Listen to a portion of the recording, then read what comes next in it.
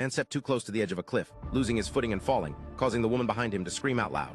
She quickly follows him down a side path to check on him. Seeing him in excruciating pain and hardly able to move, she takes off her jacket to cover him and props up his head with another piece of clothing, hoping to lessen his pain.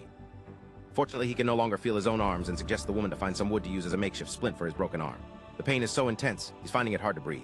The woman quickly gives him some painkillers from her pocket. With the help of the medicine, he starts to feel a little bit better. Seeing her newly committed boyfriend in such a state brings a mix of emotions to the woman. But considering their current situation, there's no time for sentimentality.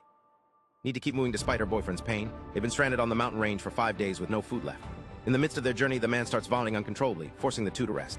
The woman finds a relatively comfortable spot for the man to lay down and checks his wounds, his stomach covered in deep bruises. The sight brings him to tears. He knows he can no longer walk, but can't let his girlfriend share his desperate fate. Decides to stay behind to allow the woman to find help.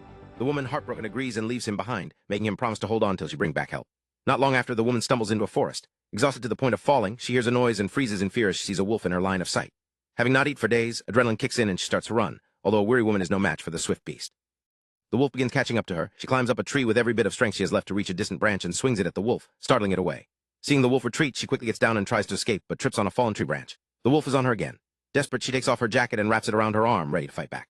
It's a brutal scene, the woman relying on her instincts to overcome her fears and fend off the wolf. Afterward, she manages to get out of the forest and onto a road where exhaustion finally sets in and she collapses. When she wakes up, she's in a hospital.